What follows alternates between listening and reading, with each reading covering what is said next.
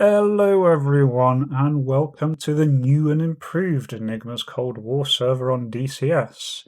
So as many of you will know, recently Enigma's Cold War server released a patch where they brought this Syria map into circulation.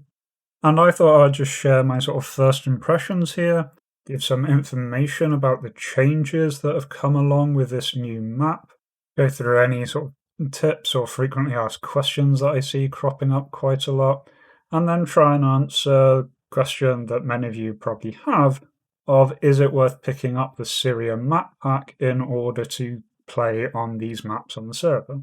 And so while we discuss all of that, in the background here is just some of my highlights from my first week playing around in this server, all on the Red Force side, just because I'm enjoying sticking with one side for this first little campaign.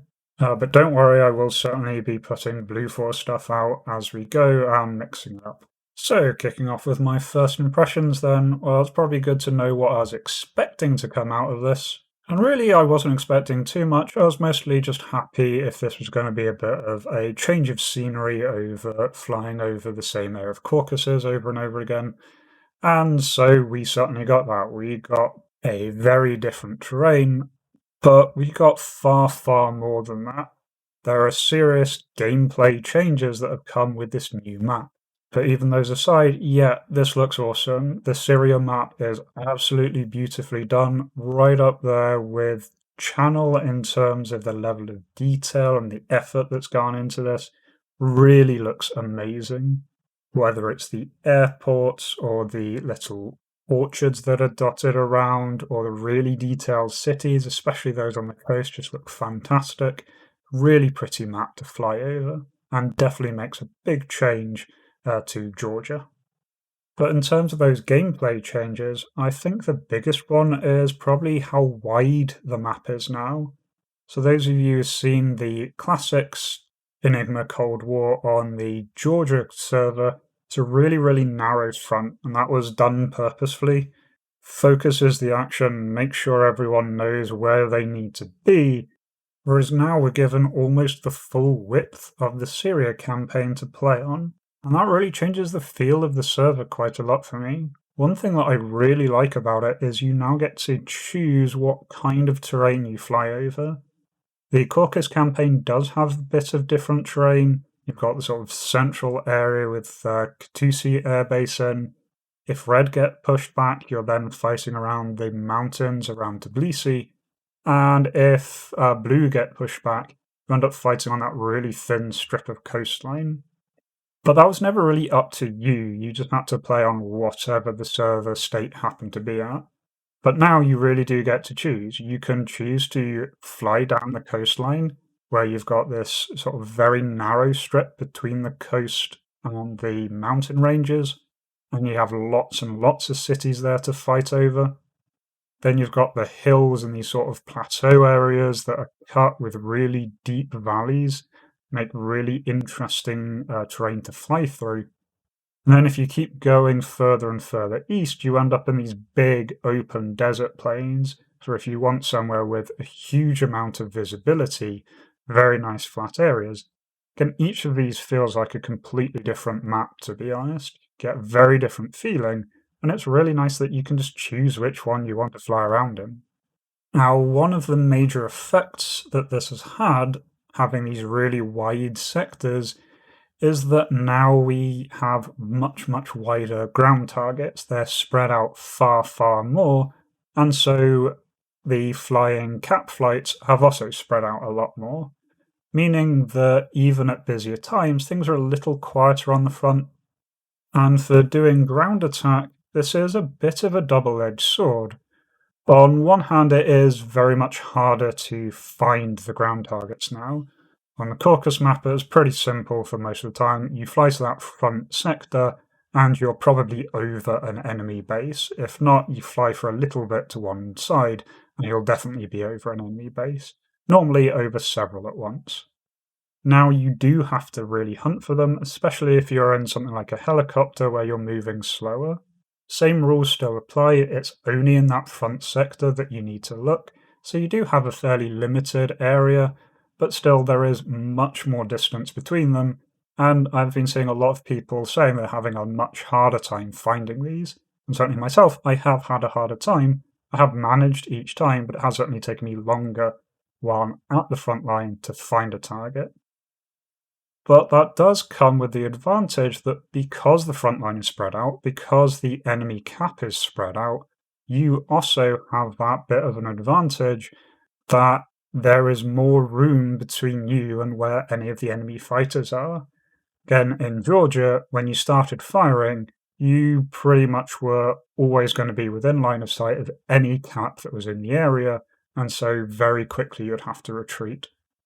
Whereas now I've been lingering over the front line, making multiple helicopter passes over an airbase, and been absolutely fine because I've got the time to get in, deliver the ordnance, maybe do several strikes, and then get out before any of the spread out enemies can get to me.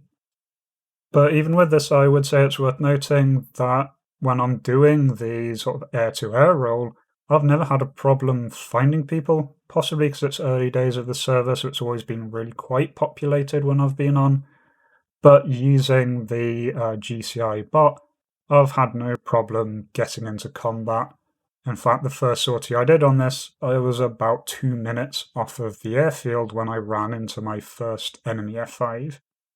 Now, one thing that I have noticed about this being so wide is it does seem to have really increased the GCI workload. Because again, on Caucus, the GCI could mostly keep the entire front in view at the same time, and then just occasionally zoom out to see what was flanking going through the mountains. Whereas now, for the GCI to be keeping an eye with enough detail to give accurate calls to one flight, you really can't keep an eye on the entire front line at the same time. And this has led to quite a bit more of when there's a human GCI on, I've been tempted more and more to put on the Overlord bot as well, just to give me a little more chance to get a warning call. And that's not something I ever felt I was needing to do on Caucus. Now, the solution to this is just have more human GCIs on, and that would be fantastic. But we just have to see how that goes.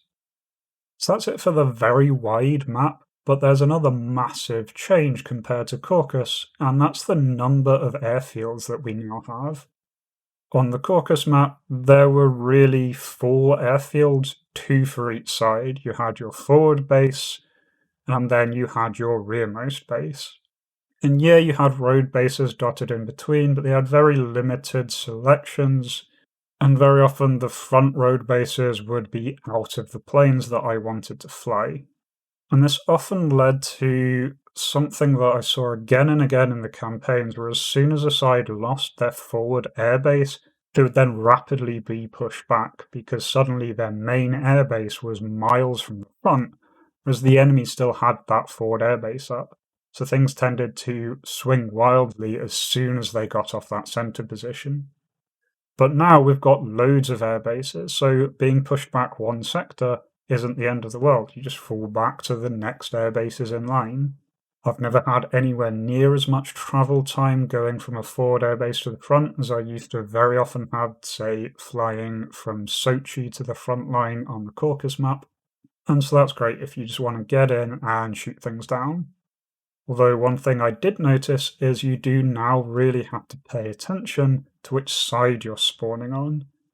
Notably, if you're wanting to intercept bombers, you really want to make sure you're deploying on a eastern airbase, because if you deploy in the west, you're going to take ages to fly over, and the bombers make their flights just off the eastern edge of the sectors. One thing that's not implemented yet that I'm really looking forward to is they're adding naval targets that we can go for. So we always had the oil rigs as the blue rear industrial sites, but now there's going to be ships that we can go hunt down and engage. I think that's going to add quite a lot and really make that sea coastline very available. And nicely, because this is a north-south divided map, we're going to have the coastline for both sides going all the way across the front. That's really, really cool. So no matter what position the front line is in, no matter what side you're playing, you're going to be able to have targets out there on the sea. And the final thing that I think is worth mentioning as for gameplay changes is kind of tangentially related to gameplay, and that's the performance. Syria is a much, much more demanding map. I'm seeing lots of reports coming in of people, myself included, who when they first booted up were getting much worse performance on Syria than Caucasus. What I'd say is really worth doing is adjusting your settings. You can pretty much run Caucasus very much on your normal single-player settings, but to expect to get really high FPS on a mid-range PC on Syria with sort of really high settings, it's not going to work. I've seen all sorts of tips of what to turn down in particular to help your performance. The one thing that I've really found helped me is the ground clutter and grass setting. Now you can turn this off on your options, but DCS is being DCS and is a bit weird, and even when you set it to 0, it still does render ground clutter and grass, just at a much shorter distance. But one thing that you can do is edit your .lua file in your save games Eagle Dynamics DCS folder. I'll put a little link down at the bottom for that. And there you can edit the setting of that manually, and I entered a setting of minus 100,000 there. That seems to have completely turned off the grass clutter altogether and has given me a really big, notable boost in FPS, particularly when I'm on the ground or around an airfield. And in terms of the visual quality, I've really not noticed anything. And if you do want to have that sort of thing on for other maps, you do have 3 presets that you can save your settings under, and so you could always just make one for the Syria map in particular and have one for regular play. And I've got one that's designed for VR settings, and then I've got my non-VR option. And since doing that, I've had really no performance issues on my end. I get really good, smooth FPS, probably better than I had on Caucasus. And I've got a reasonable PC running 1080 GTX graphics card, 32 gigabytes of RAM installed on an SSD, so reasonable for DCS, but not top of the range. And I do play on flat screen for DCS, not VR. But the only real lag spikes that I get is occasionally a small stuttering when I'm approaching the front line, but I got that on the Caucasus map as well. And whenever the bombers drop their bombs, there is a huge lag spike now. It does seem a lot worse, that bomb drop lag spike compared to Caucasus. I don't know the exact reason for that, but it does seem to be server-wide. Just when those bombers are dropping their bombs, everything slows down. On another question that I'd like just to answer now, I've seen it asked a few times, is Caucasus coming back? And yes, it is. The idea eventually is that each time one side wins the server's going to change map, which I think is going to be really, really cool, changing things over, very much like Finnish Virtual Pilots has. But for now, they're planning on having at least the first 2 weeks just on the Syria map, even if one side wins, just because they're wanting to get the testing done and wanting to show off this new experience.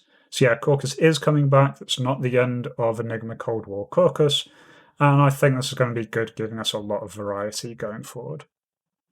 So then, on to the golden question, do I recommend it? Well, it depends what state you're in.